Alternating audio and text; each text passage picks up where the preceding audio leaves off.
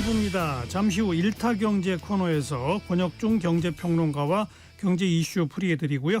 이어서 정치토크 거두절미 각설하고로 이어가겠습니다. KBS 1라디오의 모든 프로그램 유튜브에서도 함께할 수 있습니다. 실시간 방송 보실 수 있고요. 정치, 경제, 사회, 문화 다양한 주제의 콘텐츠들 마련돼 있어요. KBS 1라디오 유튜브 채널 구독, 좋아요, 댓글 부탁드립니다.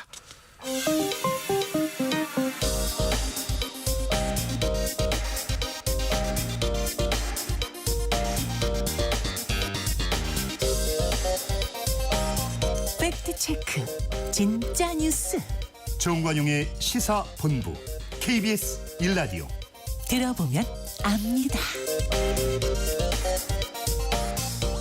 경제평론가 권혁중 씨 나오셨습니다. 어서 오세요. 네, 안녕하십니까. 지난 1월 9일 실손의료보험 개혁안을 발표했잖아요. 네. 주요 내용이 뭐죠? 네, 그렇습니다. 먼저 이제 실손보험인데요. 이거는 우리가 병원 가서 실제 낸 의료비를 보상받는 것이 바로 실손보험이죠. 뭐 그거 모르는 분 없어요. 네. 거의 전 국민이 가입해 있기 때문에. 맞습니다. 이게 정확히 말씀하셨는데 이게 가입자 수가요. 2023년 기준으로요. 3,579만 명이나 됩니다. 그러니까요. 엄청나게 많이 가입하신 보험이 바로 실손보험인데 이거에 대해서 이제 정부가 개혁안을 가지고 나왔다. 이게 토론회가 한번 열렸었거든요. 그래서 뭐 시장에서는 이게 개혁이라는 말은 좀 그렇고 개편 아니냐 이런 얘기가 나오고 있는데 어쨌든 간에 두 가지가 핵심입니다. 이제는 5세대 실손보험을 내놓겠다. 근데 이제 5세대 실손보험은 중증과 경증을 구분해서 이 상품을 내놓겠다라는 거죠. 예. 한마디로 비중증 같은 경우, 그러니까 가벼운 거 같은 경우에는요. 일단 자기 부담감이 올라가고요. 부담금이 보장 한도를 축소합니다. 대신에 이제 보험료는 낮추는 거겠죠. 네. 그래서 이제는 대신에 이제 중증은 그대로 보장해 주겠다. 이렇게 얘기가 나왔고요. 그러니까 그 두 번째가 좀 핵심이었는데 그게 뭐냐면 1, 2세대의 손해율이 좀 심하다 보니 1, 2세대의 그 실손보험 가입자를 5세도로 이제는 유도하겠다라는 얘기가 나오는데 예. 여기서 핵심이 이제 계약을 재매입하겠다 이런 건데요. 이 계약을 재매입한다는 얘기가 뭐냐면 1, 2세대 가입자들이 계약을 이제 해지합니다. 해지를 유도한 다음에 이걸 5세대로 그냥 재가입할 수 있는 거죠. 그러니까 이게 이제는 근데 강제로 하겠다.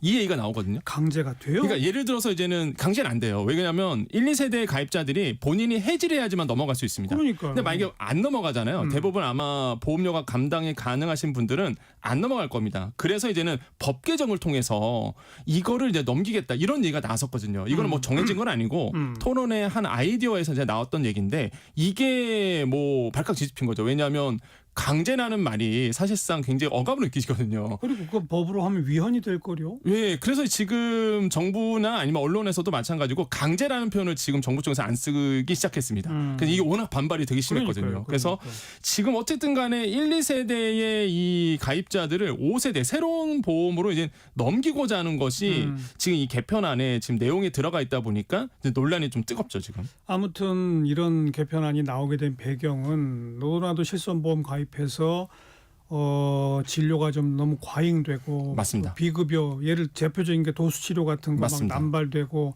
그러다 보니까 보험료가 줄줄 새고 실손보험 손해율이 높아지고 이래서 이렇게 나오는 거 아니에요? 맞습니다. 그래서 실손보험 손해율 때문에 사실 그러는데 이게 2022년도가요. 손해율이 117%나 되고요. 2023년도가 118% 이렇게 계속 높아지고 있거든요. 예. 그러다 보니 이제는 이걸 막자라는 이제는 생각에서 시작을 했고 무엇보다 말씀하셨다시피 의료 쇼핑 하시는 분들이 굉장히 많습니다. 예. 예, 그래서 이제는 사실 의료 쇼핑의 사태가 좀 심각한데 실제 조사를 해봤더니요. 실손보험의 가입자 9%가 전체 보험금의 80%를 수령했습니다. 그렇죠. 소수가 정말로 많은 보험금을 이제 수령했다라는 거죠. 예. 그러다 보니 이런 것들을 막고자 이제는 이번에 이제 개편안, 이 개혁안이 계속적으로 논의가 되고 있는 상황입니다. 조금 아까 제가 언급한 도수치료도 이제 바뀌는 거죠, 그러니까. 만약에 지금 아이디어가 나오고 있는데 대표적으로 이런 비급여 항목 말씀하셨다시피 도수치료인데요. 이거를 이제 급여화하자는 얘기가 나옵니다. 그러니까 급여화하자는 얘기는 정부가 가격을 정하겠다라는 거겠죠. 그렇게 된다 그러면 이제는 도수치료가 이제 변하게 됩니다. 아직 결정된 건 아닌데 예를 들어서 도수치료를 이제는 한 번 갔을 때 10만 원을 낸다. 그러면 사실상 1세대 실손보험 가지고 있는 분들은 5천 원만 내고 그냥 사실상 내가 도수치료를 받았거든요. 맞아요. 나중에 다 돌려받으니까 어차피 실손으로. 그런데 이게 만약에 관리급여가 되고요. 만약에 5세대 실손보험이 진짜 나와서 이게 바뀌게 된다 그러면 본인 부담금이 90%로 높아지게 됩니다. 그러면 얼마나 되느냐? 와, 10만 원 중에서 8만 1,000원 정도는 본인이 낼 수밖에 없어요. 그렇죠. 예, 이거는 실손보험에서 보장이 안 됩니다. 그러니까 8만 1,000원은 내가 진짜로 내 지갑에서 나가는 돈이에요. 예, 예. 만약에 자기 부담금이 95%로 정해진다 그러면 9만 250원을 내 지갑에서 내야 됩니다. 그러다 보니까 도수치료도 이제는 1세대 실손보험 가입 분들은 5,000원 내고 받는 길이 이제는 멀어지는 거죠. 네. 불가능하게 되는 거죠. 그래서 이런 것들이 지금 이제 논의대가 되고 있습니다. 이렇게 이제 손해율을 낮추고 이 비급여를 급여화 시키면서 본인 부담을 높이고 네. 그러면 의료비 과잉 진료도 좀 줄어들 것이고 네. 건강보험 재정 부담도 줄어든다 이거 맞습니다. 아닙니까? 네. 그런데 이런 제품을 내놔도 사람들이 여기에 많이 옮겨 타고 가입을 해야 효과를 발휘하잖아요. 맞아요.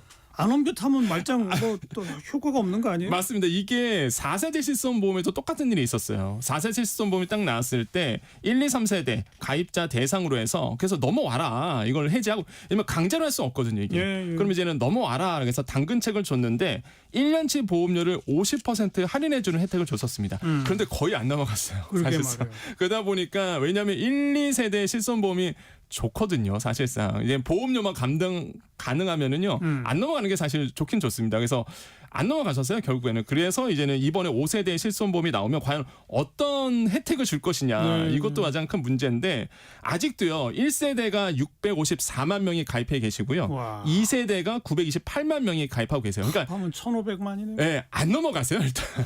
1, 2세대가 뭐가 그렇게 좋죠? 일단은 1, 2세대가 가장 좋은 점이요. 제가 봤을 땐 그렇습니다. 재가입 주기가 없다는 거예요. 재가입 주기는 뭐냐 그러면 보장 변경 내용 변경 주 그러니까 보장 내용을 변경하는 주기라고 얘기합니다.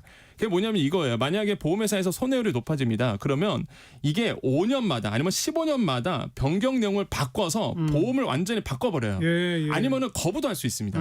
이 사람은 이제 보험 가입 더 이상 가입시키면 안 돼.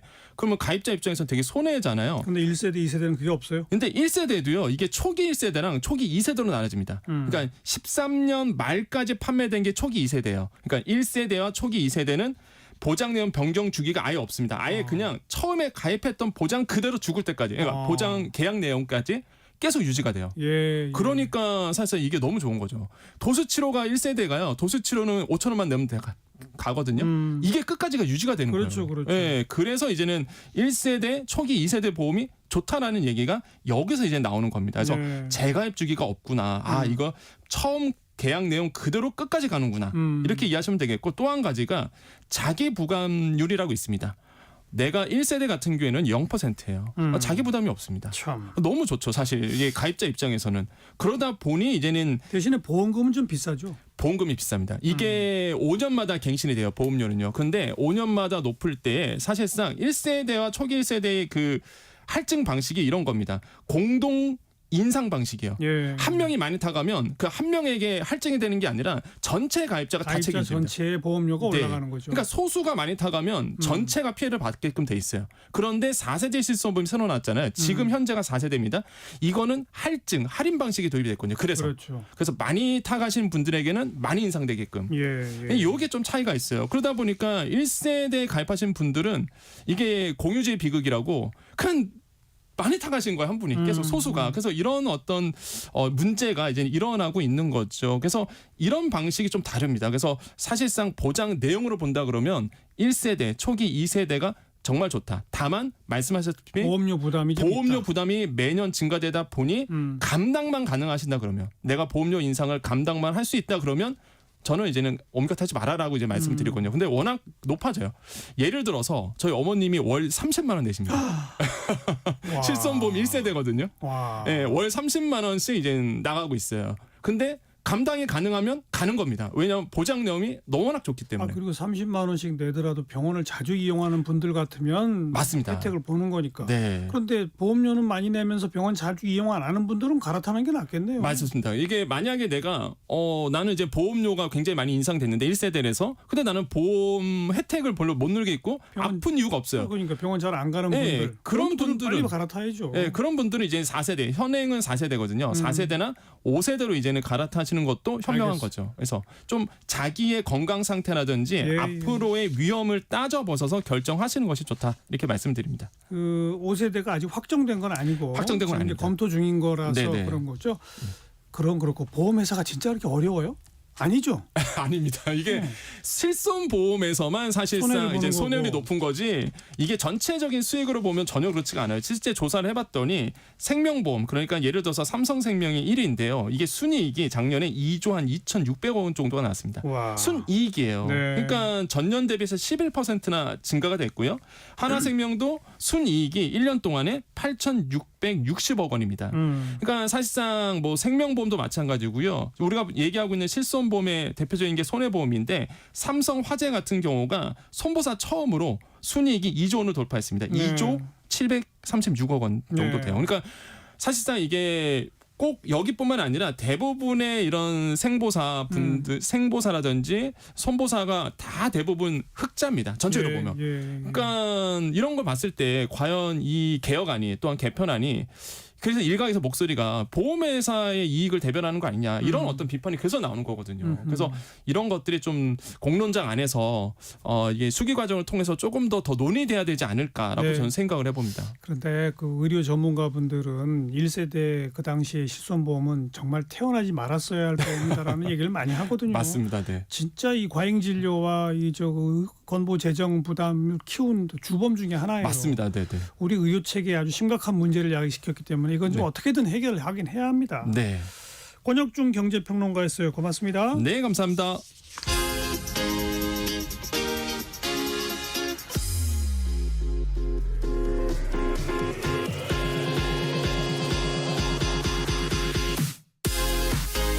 대한민국 시사의 중심 토요일 일요일 낮 12시 10분 KBS 1라디오 정관용의 시사본부.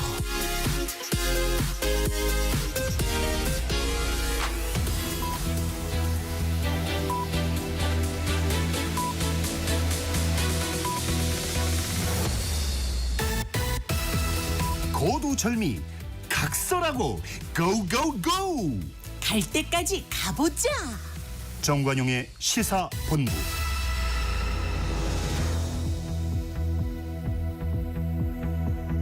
주요 정치 이슈들 거두절미하고 알맹이부터 토론해보는 거두절미 각서라고 합니다. 국민의힘 대변인 지내신 송영훈 변호사, 더불어민주당 법률위원회 부위원장 지내신 장윤미 변호사 두 분 오늘도 나오셨습니다. 어서 오세요. 네, 안녕하세요. 네, 안녕하세요. 전반부 공통질문, 금주의 뜬 인물, 진 인물. 송영훈 변호사 먼저 뜬 인물 누굽니까? 금주에 뜬 인물은 한동훈 전 국민의힘 대표입니다. 책을 내기로 예고를 했죠. 예. 이번 주 일요일인 16일에 페이스북 메시지로 책을 한 권 쓰고 있습니다. 라고 하더니 이번 주 수요일 19일부터 예약 판매를 개시했습니다. 다음 주 수요일 26일에 책이 출간된다고 하고 책 제목은 국민이 먼저입니다. 라고 하죠. 예. 그리고 이 책이 지금 이제 계엄 이후 약 14일간에 있었던 일들 그리고 본인의 향후 정치 비전 이런 것들을 담은 책이라고 알려지고 있는데 예약 판매를 개시한 당일부터 주요 인터넷 서점에서 판매 순위 1위를 기록했습니다. 예, 예. 그래서 금주에 상당히 많은 주목을 받은 그런 뜬 인물로 선정을 할 수 있을 것 같습니다. 조금 아까 일부 시간에 신지호 전 부총장 출연했는데 한동훈 전 대표가 대선 출마할 거고 국민의힘 후보 경선은 한동훈 대 김문수가 될 거다. 이렇게 딱 전망하던데요. 그 전자에 대해서는 뭐 본인의 입장을 들어봐야겠습니다만은 후자는 저는 일찌감치부터 그렇게 예상하고 있었습니다. 왜냐하면은 앞으로 만약에 조기 대선이 있게 된다면 그 조기 대선의 여당 경선 과정은 탄핵에 가장 강력하게 반대했던 사람과 계엄에 가장 강력하게 반대했던 사람 이 두 사람 간에 상당히 선명하게 각이 나올 가능성이 높고 그 외의 도전자들은 사실은 그 중간에서 어정쩡하게 포지션을 잡기가 상당히 어려운 즉 존재감을 드러내기 어려운 그런 경선 구도가 될 가능성이 높다. 네. 개인적으로는 그렇게 보고 있습니다. 장 변호사 어떻게 봐요? 2주의 뜬 인물로 저도 좀 고려를 했었는데 아마 짚으실 것 같아가지고 좀 그랬고 그런 기사를 봤어요. 그러면 일단 대선 후보가 되기 위해서는 당내 경선부터 뚫어야 그러니까요. 되잖아요. 근데 지금 국민의힘 분위기가 엄청 강성 좀 네. 일변도가 당원들 중심엔 특히 공고화되고 있다라는 거예요. 그래서 거의 뭐 제로에 수렴한다라고까지 평가한 기사도 나오던데 제가 그래서 국민의힘 관계자분들 만날 때마다 한번 여쭤봤어요. 어떠냐 했더니 어떤 분들은 아니 전당대회를 치른 지가 그렇게 오래 지나지 않았고 그때도 이른바 당신 민심을 다 잡았고 그때 당원 구조가 크게 다르지 않았다라고 평가하는 분들이 있는 반면 그때는 당원들도 그리고 이제 국민의힘을 거기는 이제 역선택을 하면 안 되는 이제 방기 조항이 있고 하니까 이 국민의힘을 지지하는 일반 국민분들도 윤석열 대통령과 건강한 긴장관계를 좀 유지하면서 좀 보완제 역할을 해주길 바래서 했던 거지. 네. 지금 완전히 각을 세우고 등을 돌려버린 상황에서는 이른바 배신자 프레임에서 자유로울 수가 없다. 그러니까 유승민 전 대표 같은 경우에도 거기서 결코 좀 벗어나고 못 있지 벗어나죠. 못한 부분이 있어요. 왜냐하면 외부 확장성이 있다는 데는 대단히 공감이 돼요. 본선에 올라오면 경쟁력도 있을 예. 거고 뭐 한동훈 대표 마찬가지고 유승민 전 의원도 마찬가지인데 이 본선이 정말 이제 국민의힘의 내부 상황에서는 좀 녹록치 않은 건 사실인 것 같습니다. 그래서 오히려 오세훈 서울시장이 더 좀 유력해지는 거 아니냐 뭐 이런 얘기도 나오긴 나오던데. 그리고 개혁 보수의 이미지를 중첩하고 있는 데다가 한동훈 대표보다는 덜 또 윤석열 대통령과 그러니까요. 각을 세워서 그런 것입니다. 아무튼 뭐 그건 좀 더 있어봐야 될 얘기고요. 자, 장윤미 변호사는 금주에 뜬 인물 누굴 저는 꼽았습니까? 이제 정치적으로만 떴다라기보다는 이게 수면 아래 꽉 눌려 있었는데 계엄이 어느 정도 이제 일단락되고 이러면서 다시 수면 위로 확 올라온 게 명태균 씨인 것 같아가지고 네, 좀 네. 꼽아봤는데요. 제가 이 워딩을 보고 좀 놀랐습니다. 어떻게 보면 참 이제 놀라운데. 원래 시골에서는 잔칫날에 돼지를 잡는다는 표현을 쓰더라고요. 그러면서 이 돼지는 누가 보더라도 지금 화력을 집중하고 있는 게 오세훈 전 시장과 홍준표 시장, 두 분 현직 시장이시니까 오세훈, 홍준표 시장을 겨냥한 건데 상당히 폭로 내용이 구체적이에요. 내가 언제 무슨 선거 앞두고 몇 차례 만났어. 4차례 만났어. 오세훈 시장은 아니야. 한 2번 만났는데 기억도 희미해. 존재감이 없는 노바디다. 이런 식으로 폄훼를 하니까 그래 그 당시에 당신이 뭘 먹었고 뭐 안 익은 방순날 이 대단히 구체적으로 이야기를 하거든요. 홍준표 시장은 또 아들과 나눈 또 이 메시지 내용이 공개됐는데 바로 그러니까 좀 주춤해 보이는 거죠. 왜냐하면 아들이 속았다라고 했는데 그 메시지 내용은 뭐 속고 속이는 그런 메시지는 최소한 아니거든요. 뭐 티켓을 드리겠다, 뭐 부탁드린다 이런 내용이어서 네. 명태균 씨의 입을 당분간 또 주목해야 될 것 같아서. 국민의힘 후보 경선 벌어지면 명태균 씨 관련 뭐 특검 이런 게 굉장히 저 변수가 되겠죠. 일단 특검보다도 명태균 씨의 입 그러니까. 그리고 명태균 리스크에 대한 당원들의 우려 이런 부분들이 이제 경선 그 당심에 영향을 미칠 가능성이 그렇죠. 있습니다. 왜냐하면은 2월 26일에 이제 이재명 대표 선거법 사건 결심을 하면 3월 중순이나 3월 하순쯤에는 판결할 겁니다. 만약에 거기서도 당선 무효에 해당하는 형이 나오면 이재명 대표에 대한 판결이 확정되면 민주당이 434억 원을 반환해야 된다. 이것 굉장히 다시 한번 수면 위로 올라올 텐데요. 국민의힘 당원들도 동시에 그러면은 명태균 리스크가 해소가 안 된 후보를 뽑았다가 자칫 잘못하면 우리도 400억 원 나중에 반환해야 되는 상황이 생기는 것 아니냐. 여기에 대한 우려가 있을 수 있어서 예. 사실은 오세훈, 홍준표 두 주자들은 이 부분에 대한 당원들의 우려를 불식시켜야 되는 그런 과제를 안고 있죠. 있다고 할 수 있죠. 금주의 진인물로 갑시다. 성용원 변호사 누굽니까? 금주의 진인물 민주당 이재명 대표입니다. 이른바 중도 보수 선언을 했지 않습니까? 예. 중도 보수 선언 자체는 뭐 그걸 가지고 제가 진인물이라고 평가를 하는 건 아닙니다. 물론 민주당 내에서는 반발이 있을 수 있겠습니다만 중도 보수는 그 자체로 좋은 겁니다. 이재명 대표가 이제라도 좋은 걸 하겠다고 하면은 저는 환영입니다만 문제는 그 후의 행동이거든요. 지금 어제죠. 민주노총과 한국노총을 연달아 방문을 했는데 여기에 이제 진성준 정책위 의장을 대동하고 가서 진성준 의장이 노란봉투법은 꼭 당론으로 추진하겠다.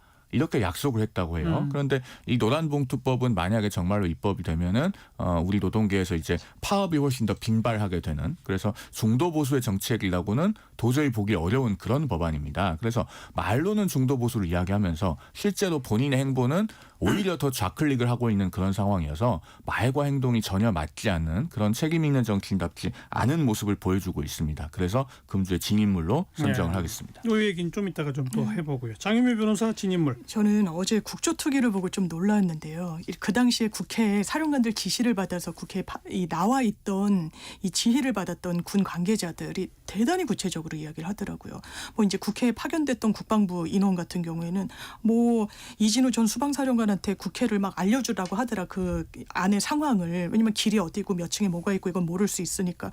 근데 자기가 대단히 부적절한 것 같아서 하지 않았다라고 이야기를 하고 구체적으로 나오는데 유독 돌출되게 거짓말이 이번 주에 확 드러난 인물이 저는 김현태 김기태 특임 단장인 것 같아가지고 707.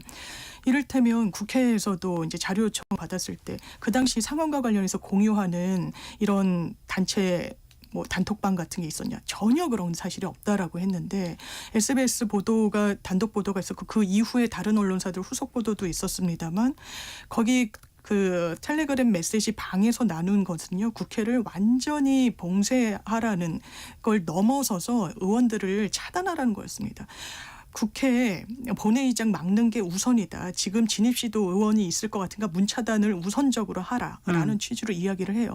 근데 이게 또 어떤 법률적 리스크까지 있냐면 국회에서 위증을 했다라는 또 부분이 있고 헌재에서도 마찬가지 위증이에요. 왜냐하면 어떤 취지로 이야기를 했냐면 국회 봉쇄 지시만 받았고 이 봉쇄는 적대 위협 세력으로부터의 방어 취지였다라고 네, 이야기를 네. 하거든요.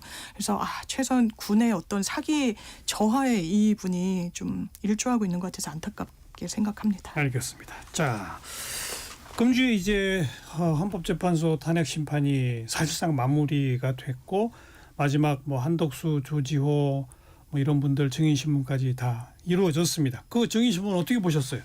일단 한덕수 국무총리는 대통령에 대한 예의를 최대한 지키려고 노력했다고 보입니다. 그래서 그 국무회의에 대해서 그것이 국무회의가 아니었다라는 단정적인 평가는 하지 않고 최대한 그 헌법재판소의 판단의 공을 넘겼죠. 그렇지만은 통상적인 국무회의와는 다른 점이 있었다. 그리고 형식적 절차적인 흠결이 있었다.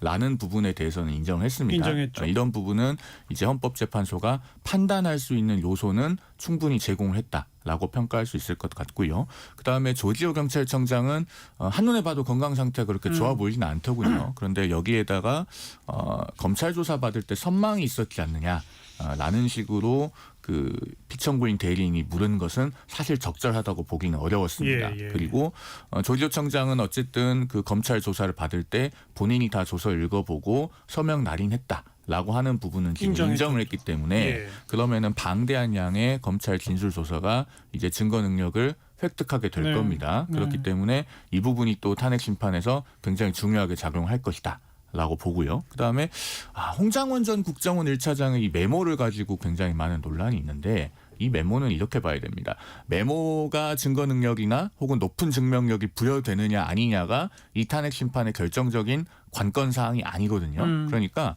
메모를 믿을 수 있느냐 또는 메모가 증거가 될 수 있느냐 하고 홍장원 전 차장의 전체 진술이 큰 틀에서 봐서 일관성이 있어서 그 주요 부분을 믿을 수 있느냐. 예. 그리고 정치인에 대한 체포 지시 내지는 위치 추적 시도가 실제로 존재했느냐. 이 세 가지는 전부 다 다른 층위에 존재하는 겁니다. 맞아요. 그리고 가장 마지막에 가면 탄핵을 할 정도의 위헌 위법이 중대하냐가 마지막에 존재하죠. 그러면은 첫 번째 부분, 이 메모가 다른 보좌관이 대피를 했고 그것이 여러 번에 걸쳐서 수정이 됐기 때문에 증거로 보기 어렵다 또는 믿기 어렵다라는 시각과 그것이 탄핵 심판의 기각에 이를 수 있을 정도 요소이냐라고 하는 것을 곧바로 등치시키면 우리가 공론장에서 상당히 무리한 평론에 이르게 된다라는 점을 좀 말씀드리고 싶습니다. 근데 자꾸 그 메모를 트집 잡는 거는 메모가 그렇게 혼동되고 있는 것은 이건 만들어낸 주장이다, 공작이다라고 하는 식으로 약간 비약적 논리를 끌어내기 위해서 계속 그러는 거죠. 그러니까 이 부분은 이게 있습니다. 그 정치인 체포 지시 내지는 위치 추적 시도에 관해서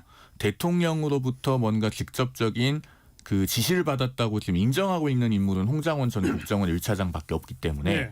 그 진술의 신빙성을 약화시키기 위해서 메모의 작성, 경위, 시각, 장소 이런 것들이 자꾸 흔들린다라고 하는 걸 보여주기 위한 차원이 하나가 있을 것이고 또 한 가지는 대통령이 현재 대심 판정에서 직접적으로 탄핵 공작이라고 하는 표현을 썼는데요. 그러니까요. 사실은 실제 전후 관계에 비하면 좀 맞지가 않죠. 왜냐하면 홍장원 전 차장이 언론의 전면에 등장한 것은 12월 6일입니다. 그날 국회 정보위 신성범 정보위원장을 만나러 왔죠. 그리고 12월 7일에는 KBS와도 인터뷰를 했죠. 그랬는데 정작 12월 7일에는 1차 탄핵소추안은 부결됐어요. 부결됐죠. 국민의힘 의원들은 3명 빼고 다 안 들어갔고. 그때 그리고 대통령이 자기 임기를 포함해서 다 당에 맡긴다 뭐 이런 얘기도 했고. 그렇습니다. 그 대국민 담화에 대한 입장이 12월 12일에는 새로운 대국민 담화를 통해서 바뀌면서 사실 14일에 탄핵소추안 가결에 있는 것이기 때문에 사실 저는 홍장원 차장 때문에 이 탄핵소추가 발생했다라고 하는 프레임에는 그다지 동의하지 않습니다. 장유미 변호사는 탄핵 심판 어떻게 봤어요? 저는 유의미했던 게 조지호 경찰청장이 새로 나왔잖아요. 그럴 때 이제 말을 좀 고르는 느낌이긴 했는데 좀 주저하기도 하고, 다만 검찰 조서와 관련해서 본인이 그대로 이야기하고 그대로 기재된 게 맞느냐고 했을 땐 그렇다고 인정한 게 법률적으로 상당히 좀 의미가 있었던 것 같습니다. 왜냐하면 검찰 조서에 이렇게 이야기를 했다라는 거예요. 그 계엄 해제와 관련해서 막 혼란스러웠던 와중에 대통령이 6번이나 전화를 해서는 닥달을 했었다라는 겁니다. 계속 왜 잡아들이질 못하냐, 빨리 잡아들여라라고 하면서 독촉하고 종용하고, 그리고 뭐 일부의 뭐 보도 내용에 따르면 뭐 이진우 전 수방사령관이었나요? 계속 비슷한 취지의 독촉을 받으니까 아니 지금 안 되는 걸 어쩌란 말입니까라고 이제 뭐 이른바 대거리를 했다라고도 나오고 있어서 상당히 일치된 부분이 있어요. 그리고 김봉식 전 서울경찰청장 나왔을 때는 대통령이 덕분에 빨리 끝났다가 치하의 의미였다, 칭찬의 의미였다라고 했는데, 조지호 경찰청장은 검찰에서 뭐라고 진술을 했었냐면 이 부분 말에 뼈가 있는 것 같았다. 그래서 내가 바로 사의 표명을 했다라고 이야기합니다. 덕분에 단신 때문에 빨리 끝났다. 이게 지속돼야 됐는데 당신이 우물쭈물해서 못하게 됐다라는 취지로 이 맥락상 읽었다는 거예요.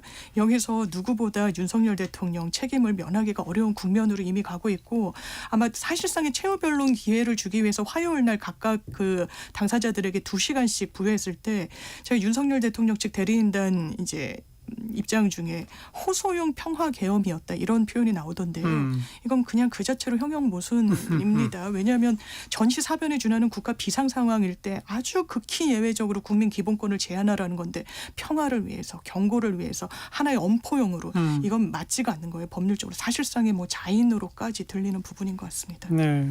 아까 송 변호사도 잠깐 지적했습니다마는 조지호 경찰청장한테 조사받을 때 선망 증상 없었느냐는 얘기는 당신 몸이 아파서 정신이 없어가지고 잘못 말한 거 아니냐는 식으로 유도한 거잖아요. 그러니까 사실상 뭐 헛것이 보이지 그러니까. 않았느냐, 사물과 사람을 구별하지 못하지 않았느냐라는 취지의 질문인데, 그게 공개된 대심 판정에서 하는 거고 더더군다나 영상을 통해서 전 국민에게 제공될 예정이지 않았습니까? 그러니까요. 그런 점에서는 저는 사뭇 적절한 질문이었다고는 보기 어려웠다라는 생각이 들었습니다. 대통령 마지막 발언엔 어떤 내용들이 포함될 거라고 보세요?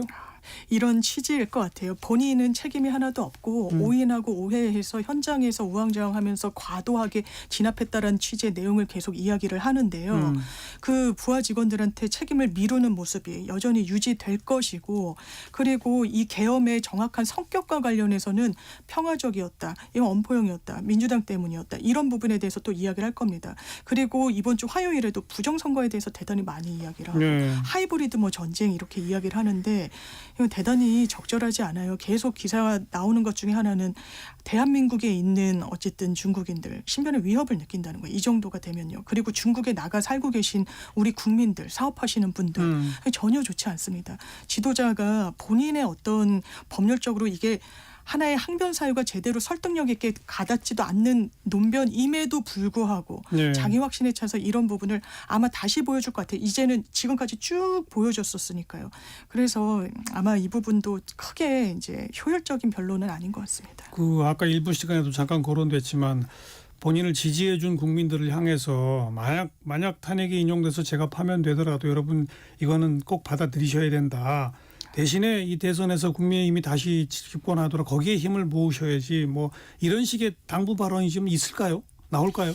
그런 부분에 대해서 있을 것 같다는 관측도 있는데요. 저는 무엇보다도 일단 윤 대통령이 25일에 최후 진술을 하실 때 대통령의 언어를 보여줬으면 좋겠다라는 말씀을 국민의힘의 일원으로서 정말 충심으로 드립니다. 어쨌든 국민의힘이 배출한 대통령이기 때문에 지난 80여일간 비상계엄 사태 이후에 제가 해설을 하면서 계속 이 비상계엄은 위헌위법적이고 잘못됐고 그 이후의 일들은 바로잡아야 된다는 관점에서 해설하고 있습니다만, 그럼에도 불구하고 마지막 순간에는 이 대통령의 언어를 보여주셨으면 하는 그 일말의 그런 간곡한 마음이 있어요. 어떤 거냐면 앞서 장 변호사님께서 그 금주의 진인물 선정하실 때 김현태 707 특임단장을 언급을 했습니다만, 적지 않은 군인들이 헌재에서 진술하거나 또는 국회에 나와서 진술하는 과정들을 보면서 저는 개인적으로 대단히 안쓰러운 마음이 큽니다.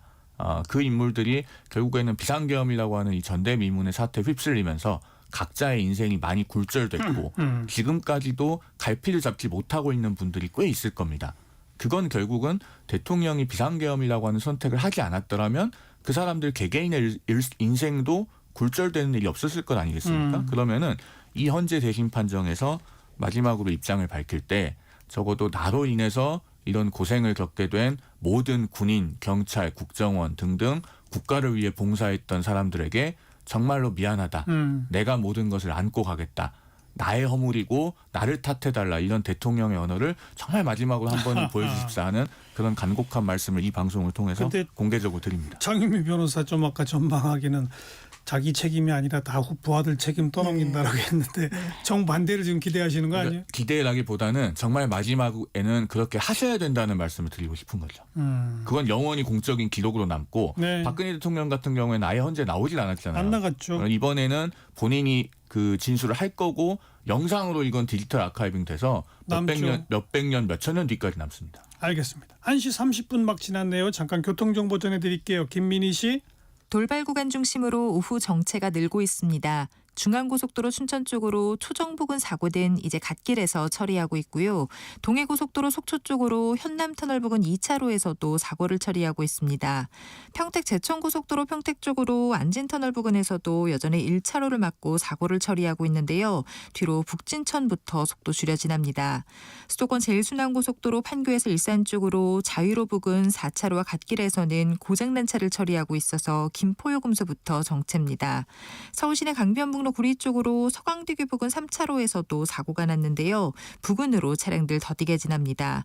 반대 일산 쪽으로 동작대교 부근 1차로에서도 사고를 처리하고 있습니다. 그 밖에 서울 도심 곳곳으로는 집회 준비가 한창입니다. 의사당대로와 세종대로 또 남대문로 등이 통제되고 있는 만큼 주변 도로 이용에 참고하시기 바랍니다. KBS 교통정보센터였습니다.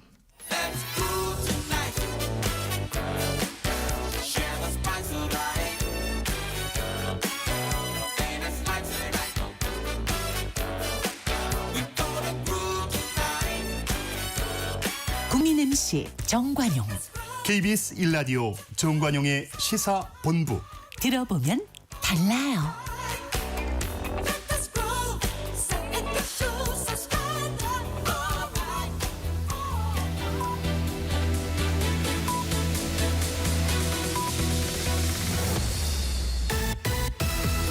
고두절미 각설하고 고고고. 갈 때까지 가보자. 정관용의 시사본부.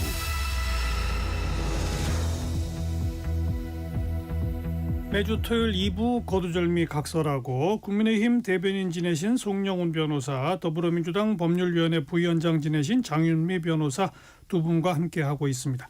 후반부 공통질문 금주의 핫한 한마디입니다. 송 변호사. 예, 저는 금주의 핫한 한마디는 이런 말씀을 평소에 잘 하시는 분이 아닌데 굉장히 강한 말씀을 하셔서 좀 흥미로워서 가져와 봤습니다. 누가 더 정신 나간 사람인지 알아보자. 이 말을 누가 했냐면요. 오늘 이낙연 전 총리가 했습니다. 평소에 굉장히 신사적인 언행으로 정평이 나 있는 분인데 평소답지 않게 누가 더 정신 나간 사람인지 알아보자. 이걸 누구한테 얘기했냐면 민주당 박지원 의원한테 얘기했습니다. 스토리가 어떻게 되는가 하면 이낙연 전 총리가 최근에 윤석열 대통령과 이재명 대표를 동시에 청산하는 것이 시대 정신으로 자리 잡고 있다. 이런 얘기를 했어요. 여기에 대해서 민주당 박지원 의원이 어제 그 한 라디오 인터뷰에서 지금도 그런 정신 나간 얘기를 하는 것을 보니 구조조정을 해야 된다. 안고 갈 수 없다. 이런 얘기를 하니까 여기에 대해서 맞받아치는 의미로 누가 더 정신 나간 사람인지 알아보자. 이렇게 얘기를 한 겁니다. 그런데 이 이낙연 박지원 논쟁이 지금 보여주는 민주당의 현 주소가 있어요. 그러니까 이재명 대표는 민주당이 오른쪽으로 중도 보수를 맡아야 한다. 이렇게 이야기를 하지만 앞서 이제 왜 중도 보수적인 정책이 아닌지는 제가 말씀을 드렸고 그 인물에 있어서도 사실은 포용성이 실종돼서 중도 보수라고 보기가 어려운 그런 현 주소에 와 있다는 것을 보여주는 것이고 또 한 가지는 이 윤석열 대통령과 이재명 대표의 동시 청산 이야기는 물론 국민의힘의 주류적인 입장에서는 받아들이기 어려운 내용이지만 무당층 소위 우리가 정말 중도라고 불리는 분들 사이에서는 상당히 회자되는 이야기입니다. 그러니까 이낙연 전 총리가 이야기를 한 거거든요. 그런데 여기에 대해서 뭐 일고의 가치도 없다는 식으로 정신 나간 얘기다라고 받아치는 것이 지금 민주당 중진 의원의 발언입니다. 그래서 정말 중도 무당층의 민심을 잃지 못하고 있다라는 점에서도 상당히 눈여겨볼 만한 논쟁이다. 이렇게 말씀드리겠습니다. 근데 그나저나 이낙연 전 대표도 이제 이 조기 대선 국면이 다가오니까 다시 도전할 의사를 사실 밝히고 있는 거죠. 예, 그렇게 그런데 전망되고 당 내외에서의 지지 기반은 너무나 취약하지 않나요? 너무 취약하고요. 뭐 본인이 누굴 지원하면 또 모르겠지만 본인이 선수로 나와서 대선 주자로서 무슨 역량을 보여줄 수 있겠느냐라는 평가가 좀 객관적으로 많이 나오는 것 같습니다. 사실 지난 총선 공천 과정에서 이재명 대표가 완벽한 1급 체제를 만들어간 뭐 그 과정도 뭐 상당히 비판적 시각으로 봐야 할 부분이지만 거기에 대응했던 이낙연 전 대표 측의 어떤 대응 자세도 어찌 보면 너무 좀 미숙했던 거 아닌가 싶어요. 왜냐하면 당을 나갔고 당에 그러니까요. 완전 민주당의 뿌리를 오래 두고 계셨던 분이고 문재인 정부 때 초대 총리까지 하셨고 근데 그 당이 또 이준석 당이라고 지칭됐던 그 개혁신당과 같이 합치다가 되게 어떻게 보면 정치적으로 볼상사납게 분열이 예. 됐고 이건 굉장히 본인한테 마이너스고 본인이 또 출전했던 선거에서는 선거비용 보전까지 못 받을 정도의 또 굉장히 낮은 득표율을 했는데 아마 당내에서 그런 기류가 있는 것 같아요. 통합과 포용의 길로 나아가야 된다. 그렇지만 거기에 이낙연 전 총리까지 이 포함시키기에는 아직 그 감정의 골과 갈 길이 좀 더 다른 뭐 김경수 전 지사나 뭐 알겠어요. 다른 것 같습니다. 금주의 한마디 장유미 변호사는 뭘 가져왔습니까? 저는 권영세 국민의힘 비대위원장께서 관훈 토론회에서 이렇게 이야기하시더라고요. 분명히 계엄은 잘못됐다. 그런데 내가 그날 국회 현장에 있었더라도 계엄 해제 표결에는 참여하지 않았을 것이다. 저는 이거는 저는 논리적으로 양립할 수 없는 발언이라고 생각합니다. 그런데 이분이 왜 이렇게 발언을 하셨을까? 이게 지금 국민의힘이 서 있는 정치 지형에서 이렇게밖에 나올 수가 없는 거라는 생각이 들었어요. 계엄에 아주 명시적으로 잘했다. 이거 맞다. 이거 헌법에도 안 바른다. 이렇게까지는 평가할 수 없죠. 도저히 정치인으로서는 전 뭐 법률가로서도 예. 마찬가지로 없겠습니다만 그렇다고 계엄 해제 이거를 찬성했다 뭐 이런 부분에 대해서는 또 명쾌하게 입장을 못 내는 거예요. 그러니까 오늘 조간에서도 보수로 돌아가는 줄 알았던 중도표 민심이 이제는 완전히 그냥 유턴했다 이런 평가가 나오는 것도 한 단면인 것 같습니다. 아니 현실적으로 그리고 계엄 해제 표결에 자기는 참여 안 한다. 계엄 해제 표결이 안 되면 계엄이 그냥 유지되는 거잖아요. 그렇죠. 그러니까 논리 모순인 거고 계엄이 잘못됐다고 판단이 들면 당연히 의원으로서 정치인으로서 예. 할 수 있는 선택지는 계엄 해제에 찬성표 던지는 겁니다. 자, 그 뭐 어제 오늘 사이에 또 윤 대통령 측 변호인들이 뭔가 어마어마한 걸 잡은 양 뭐 서울중앙지법에 뭘 영장을 청구했다가 기각돼서 뭐 서부지법으로 옮겼다 이걸 자꾸 쟁점화 시키는데 그게 왜 그러는 거예요? 지금 일단 윤 대통령에 대한 구속 취소 신문기일이 20일에 있었지 않습니까? 이 구속 취소라고 하는 것은 보석하고 달라서 애초에 구속 사유가 부존재했거나 구속 사유가 소멸했을 때 청구하는 겁니다. 실무상으로는 거의 잘 쓰이지 않는 제도입니다. 그럼에도 불구하고 윤 대통령의 변호인단이 구속 취소 청구를 한 거는 애초부터 구속이 불법이다라고 하는 그 주장의 연장선상에 있는 것이거든요. 그래서 아마도 지금 이 공수처의 수사권 문제를 다시 한번 제기하면서 공수처가 이렇게 일종의 그 법원 쇼핑, 판사 쇼핑을 해서 서부지법에서 좀 떳떳하지 못한 방법으로 영장을 발부받았다. 이런 부분을 환기하기 위한 차원이 아닌가 여겨지는데 저도 어제 오전에 이제 국민의힘 국회의원들 몇몇 분들이 이 문제를 공개적으로 제기를 하셨죠. 기자회견도 하고 그래서 뭐 영장에 일련 번호가 빠져 있다 이런 얘기를 하길래 정말로 그런 줄 알았는데 오후 4시가 넘어서 이제 공수처가 내놓은 입장을 보니까 또 그런 게 아니더라고요. 그러니까 12월 9일에 이미 그동안에 뭐 통신영장이나 압수수색 영장을 청구했지만 발부받지 못했다라는 이야기를 밝힌 적이 있는데 그 내용의 일부인 것 같습니다. 그러니까 뭐 검찰과 공수처가 중복해서 영장을 청구하고 있기 때문에 이런 부분을 정리해서 오라라는 취지인 것이고 공수처가 수사권이 없다는 판단을 받은 것은 아니다라고 하는 것이 지금 공수처의 설명인데 설마 이런 부분까지 지금 사실과 다르게 해명할 가능성은 그다지 높지 않다고 봐서 저는 여기서는 공수처의 그 수사권에 대한 논란은 이미 지난번에 구속영장 발부를 통해서 일단락됐기 때문에 그만하는 것이 바람직하고 다만 우리가 이제 좀 지나왔습니다만 공수처가 수사 능력과 역량이 현저히 부족해서 많은 논란을 야기했던 것도 틀림없는 사실이기 때문에 이 공수처라고 하는 기구가 장기적으로 계속 존속할 필요가 있나 여기에 대해서는 정말 그 심도 있는 논의를 통해서 폐지 쪽으로 가닥을 잡는 것이 맞다는 그런 생각은 여전히 하고 있습니다. 뭐 그 문제 의식이 있더라도 폐지 쪽 가닥을 잡느냐 아니면 오히려 더 역량을 강화시켜 주느냐 이건 또 생각이 다를 수는 있어요. 그죠? 네, 근데 저도 긴급 기자회견이라고 해서 네. 그래도 최소한 뭔가가 있나 보다 뭐 했는데 큰 게 있나 보다. 근데 이 주장의 골자는 그런 거더라고요. 원래 이것 봐라 봤더니 서울중앙지방법원에 영장 청구했다가 안 되니까 쇼핑하듯이 서부로 옮겼다는데 완전히 틀린 거예요.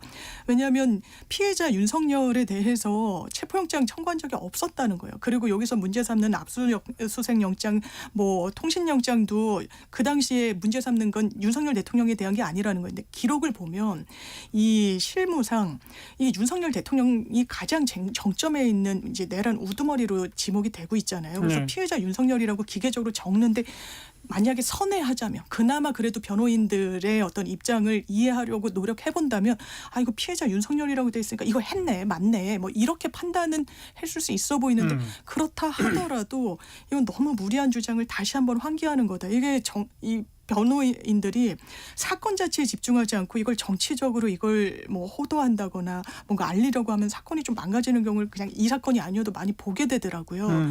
이거는 좋은 자세는 최소는 아닌 것 같습니다. 자, 이제 이재명 대표 얘기로 좀 넘어가 봅시다. 뭐 아까 우리 송영훈 변호사가 이재명 대표의 중도 보수 그러면서 또 양대 노총 만나서 뭐 이런 오락가락 행보를 지적했는데 우리 장윤 변호사가 이제 한마디 하셔야죠. 저는 그런 생각이 들더라고요. 진보 보수가 과연 어떻게 나뉘는 것인가. 아까도 이제 전반부에서도 말씀 나누시는 걸 들었는데 기본적으로 진보 보수는 상대적인 개념은 아닌 것 같습니다. 누가 비유를 들던데 이탈리아 파시즘이랑 나치즘 중에 이걸 상대적인 개념으로 하면 오히려 이탈리아 파시즘이 진보다라고 이야기를 하더라고요. 그러니까 이거는 대북 정책이 어떤 입장인지 뭐 경제에 대해서 어떤 입장으로 상대적으로 평가하는 것이 아니라 절대적인 기준으로 보는 거죠. 자유경제주의 원칙을 견지하는지 뭐 그리고 아니면 정말 3인당 유럽의 3인당이나 사회주의 계열의 정당들처럼 계층과 계급론에 기반한 정책을 편달지. 네. 근데 민주당은 정책적으로는 보수 성격이 분명히 있죠. 서민 대중정당을 지향하지만 이 국민의힘과 정도의 차이가 있지만 상당히 중첩된 정책을 공유하고 있고 그렇기 때문에 뭐 미국도 보수 양당이라고 평가를 하고 대한민국도 그런 정말 이 정치적 보수 양당 스펙트럼에서 체제예요. 보수 양당 체제로 보는 게 맞고 그러니까 이게 하나의 선언이다. 우리가 그렇게 보수 정당일 것이다라는 선언적보다는 오히려 저는 확인적 성격이 분명히 있다. 이런 생각이 들고요. 아마 전략적으로 이 대선 전략으로 읽어야 되는 부분이 있겠죠.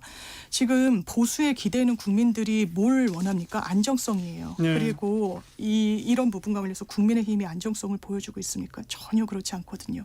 그걸 민주당이 해야만 하고 그렇다면 보수의 가치를 우리가 같이 들겠다라고 하고 국민들께 위안과 안심을 드리는 측면에서 이건 대단히 좀 전략적으로도 저는 좀 유효했다고 생각합니다. 그리고 정책 발표도 보면 뭐 이 주택 상속세 뭐 언급이라 18억까지는 뭐 안 매긴다든지 뭐 이런 등등도 어찌 보면 좀 다른 어떤 흐름을 갖고 있는 거 아니에요? 상속세는 강론이 다른 것이지 국민의힘에서도 계속 상속세 개편에 대해서 얘기해왔고 예. 오히려 지금 상속세에 관해서 그 시세법 개정 과정을 가장 잘 알고 있는 사람은 소관 상임위 위원장인 송원석 기재위원장 아니겠습니까? 정작 송원석 위원장 얘기는 그 법안 소위에 상속세 증여세법을 올리면 민주당 의원들이 입장이 분명하게 정해지지 않았다면서 자꾸 이리 빼고 저리 빼더라. 그래서 진전이 안 되더라. 라고 하는 입장을 가지고 있습니다. 그 점 먼저 말씀드리고요. 이재명 대표가 지금 중도 보수로 얘기하는데 그게 말이 몸에 붙어 있지 않고 오히려 완전히 동떨어져 있지 않습니까? 그렇기 때문에 어떤 소구력이 있는지 저는 잘 모르겠습니다. 보수라고 하는 건요. 개인의 자유를 중시하면서도 공동체의 존속을 중요시하고 그 공동체의 존속을 위한 책임과 헌신을 중시하는 겁니다. 그러면은요, 이 결정적인 순간에 어떻게 행동했는지를 봐야 되는데 이재명 대표 그 12월 3일 비상계엄 때 국회 풀숲에 숨어 있었고 그 비서실장 등등과 같이 있으면서 그런 얘기가 나왔다고 하잖아요. 148명이 되면은 국회 본회의장에 들어가기로 하자. 그게 무슨 얘기입니까? 그러면은 동료 의원들은 더 위협적인 상황에서 총알바지가 돼도 되는 건가요? 그게 공동체를 위한 책임과 헌신은 아니죠. 앞서 그 경제정책에 관한 부분도 말씀드렸는데 파업을 조장할 수 있는 노란봉투법 같은 것을 당론으로 추진하겠다고 약속하는 중도 보수는 따뜻한 아이스 아메리카노 내지는 삼겹살 좋아하는 채식주의자 같은 겁니다. 아주 호되게 제가 비평하시는데. 노란봉투법에 대해서 말씀드리면요. 이게 뭐 유럽의 영국, 프랑스, 독일 이런 입법례까지 갈 필요도 없이 거기는 훨씬 완화돼 있고 우리나라 이 제도가 왜 문제냐면 노동조합 법이 이른바 노란봉투법이에요. 그런데 이 노동조합법을 보면 정당한 쟁의 행위에 대해서는 당연하지만 손해배상을 하지 못하도록 돼 있습니다. 법이 그렇게 돼 있어요. 그런데 정당한 쟁의 행위의 범주가 어디까지냐? 노동조합을 구성하는 것입니다. 그리고 그 주제가 임금이나 근로시간 등 근로관계와 관한 부분이어야 돼요. 그런데 우리나라 노동 이제 구조가 비정규직, 파견직 근로자들이 많은데 그분들 같은 경우에는 아무리 본인의 임금과 관련해서 근로 조건과 관련해서 항변을 하더라도 정식 노동 그 조합을 만들 수 없다라는 이유로 무조건 불법 파업이에요. 무조건 네. 이런 입법례는 없습니다. 그래서 이런 부분과 관련해서 손해배상을 최소한 그러면 저감시켜 주자. 그리고 이게 대법원 판시로 나왔어요. 이게 저희가 이제 부징전 연대책임이라고 해서 100억씩 할 때 한 명한테 100억도 할 수 있거든요. 그게 불법 행위자가 100명이라고 하더라도 100명 각각에 대해서. 맞습니다. 그러니까 어떻게 악용하냐? 아, 너 노조 탈퇴해. 그래서 탈퇴하면 아, 너는 면해줄게. 이거는 대한민국의 자본주의를 망가뜨리는 거예요.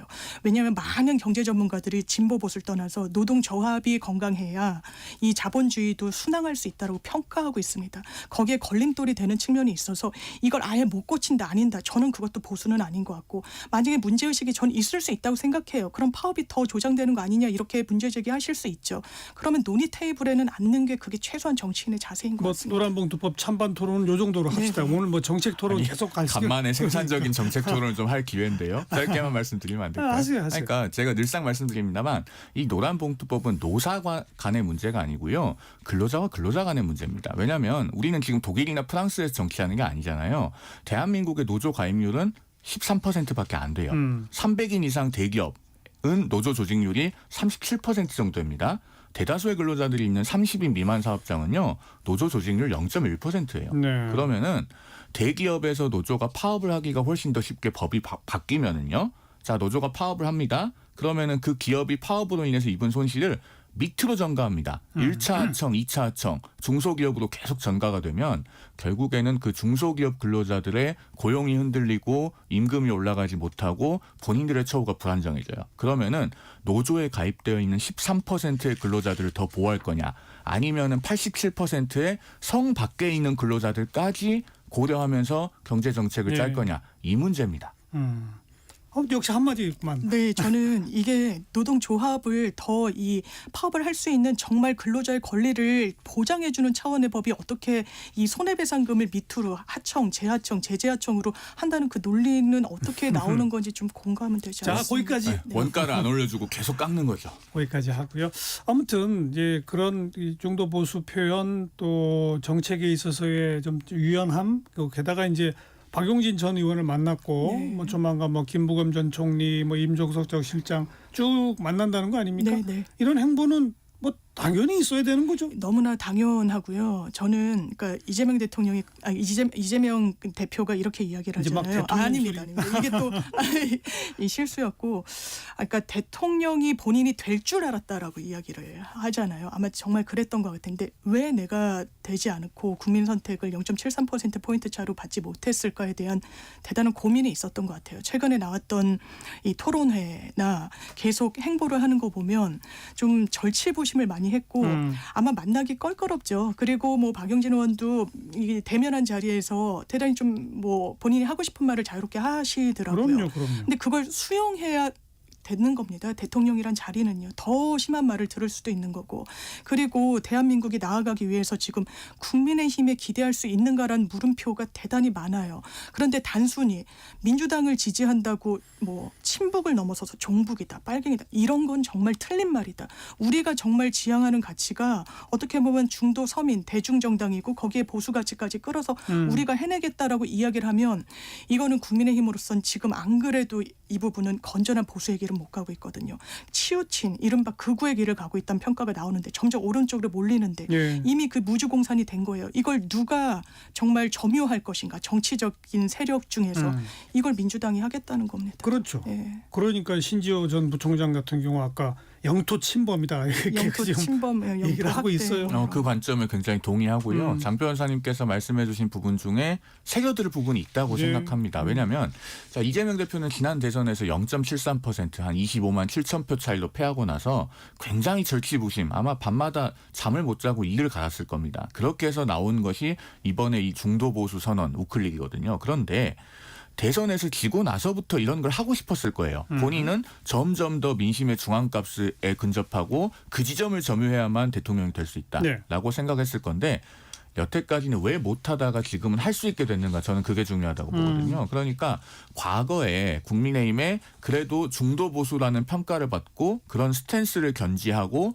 그 대표성을 갖고 있던 정치인이나 정치 세력이 당 지도부일 때에는 한동훈 대표 체제 같은 거, 꼭 그 체제만 제 국한에서 이준석 전 대표 체제 뭐 같은 그런 거. 경우도 있을 수 있겠고요. 국한에서 말씀드리는 건 아닙니다만 어쨌든 그 시절에는 민주당이 못 넘었다. 감히 중도 보수 선언 같은 걸 할 수가 없었습니다. 왜냐하면 해도 이미 그 공간은 다른 정치인이나 다른 정치 집단이 공고하게 차지하고 있으니까요. 이 점을 눈여겨봐야 되고, 그러면은 이 중도 보수라고 하는 영역을 계속 무주공산으로 남겨놓을 것인가. 만약에 지금 한쪽으로 쏠려 있다는 평가를 받고 있는 국민의힘의 현 지도부가 스스로 유턴하기가 어렵다면 그런 부분은 본인이 못하는 건 다른 사람에게 역할을 맡겨야죠. 그 역할을 허용하고 공간을 열어주어야만 문제가 해결될 수 있지 않는가. 저는 그렇게 생각합니다. 뭐 이 대목에서는 두 분의 인식이 똑같은 거예요. 네, 같습니다. 국민의힘이 한쪽으로 확 가니까 그 비어 있는 공간 내가 가질게. 그럼 이재명 대표가 스스로 걸어오고 있다. 이거 아닙니까? 예, 뚜벅뚜벅 가고 있고 원래 또 민주당의 결과 뭐 크게 다르지도 않고요, 사실. 그러니까 이 부분과 관련해서는 국민의힘에서 제가 비판하는 목소리를 쭉 들어봤어요. 그랬더니 왜 말을 바꾸냐 이 사항을 좀 넘는 함의는 별로 없더라고요. 왜? 근데 말을 바꾼다는 것 자체가 공격의 포인트가 될 수는 없는 게 안 바꿨을 때는 좌파라고 공격했었거든요. 그렇기 때문에 정말 대안을 내야 될 텐데 아까 말씀드린 그 권영세 비대위원장 딱 그 스탠스 그거를 보면 국민의힘이 지금 당장 이제 변모된 모습을 보여주기에는 좀 제한이 많겠구나 이런 생각 들죠. 그런데 뭐 당연히 있을 수 있는 또 대선이 다가오면 더더욱 더 그래야 하는 행보라고 저도 평가합니다만 이 지금 최근에 급한 그 추경에 관해서는 이재명 대표가 뭐 전 국민 25만 원 뭐 안 할 수 있다라고 하더니 그게 그대로 포함되어 있고 여야정 협의체에서도 진척이 지금 안 되고 있는 거 이런 건 좀 실천력을 보여야 되는 거 아닙니까? 어떤 결단을 내리든지. 네, 이제 민주당에서 나오는 것도 이걸 우리가 끝까지 고집하겠다는 아닌 것 같고 기류는 이거 한번 논의해 볼 수 있다. 우리 물러날 수도 있고 그리고 사실 이게 기본소득 그 연장선상에서 한 부분과는 많이 이제 정책적으로는 달랐다고는 합니다만 이제 국민의힘은 뭐 레벨 발의에 불과하다라고 이야기를 하는 만큼 이 부분은 충분히 협의가 가능한 사안이라는 게 민주당에서도 좀 주되게 나오는 기류인 것 같습니다. 그런데 그 여야정 협의체에서 빨리 좀 논의가 진척이 돼야 되는데 그거 안 되고 있어요. 제일 중요한 거는요. 이재명 대표의 말에 신뢰값이 없어서 정보값도 없다는 겁니다. 앞서 제가 그 양대 노총을 어제 방문한 이재명 대표가 당 차원에서 노란봉투법 당론 추진을 약속했다. 그런 부분을 말씀드렸는데 그 전날에 어디를 갔냐면요. 현대자동차를 갔어요. 가서 기업의 성장이 가장 중요하다고 하지 않았습니까? 그러면 기업의 성장이 가장 중요하다는 사람이 어떻게 파업을 더 쉽게 할 수 있는 법을 만듭니까? 그러니까 이렇게 말 바꾸기를 한 사례들이 수도 없이 많거든요. 아마 상속세 관련해서도 지금은 상속세 부담을 낮춰주겠다고 하지만 집권을 만약에 하게 된다면 그때 가서는 아니 내가 상속세 낮춰준다고 하니까 정말로 낮춰주는 줄 알더라. 이러지 말라는 법이 없어요. 그러니까 이 중도 보수 선언이라고 하는 것이 사실은 대단히 실질이 공허한 겁니다. 하여튼 제가 또 문제 삼은 것은 특히 그 경제 추경과 관련해서는 시기가 중요하고 민주당이 뭔가 이게 국민들 앞에 신뢰를 가지려면 실천력도 보여야 한다. 말만이 아니라 그런 의미에서 차제에 오히려 여야정 협의체를 주도하는 모습 같은 것도 좀 보이고 거기까지 좀 해주기를 기대해 본다. 뭐 그런 정도 지적이에요. 무슨 말씀이신지 알겠습니다. 이재명 대표가 귀담아 들을 만하죠. 그리고 반드시 필요한 부분이라고 그죠? 생각하고. 예. 20일에 1시간 50분 만났잖아요. 그랬는데도 뚜렷한 성과가 없어서 참 우리 국민들께서도 안타깝게 답답해요. 보셨을 텐데 빨리 좀 여야가 머리를 맞대서 합의점에 이룰 수 있으면 좋겠습니다. 자, 거두절미 각설하고 오늘 여기까지 국민의힘 대변인 지내신 송영훈 변호사, 더불어민주당 법률위원회 부위원장 지내신 장윤미 변호사 두 분과 함께했습니다. 두 분 수고하셨습니다. 고맙습니다. 감사합니다. 노사연이 부르는 바램 듣고요. 저는 내일 다시 오겠습니다. 안녕히 계세요.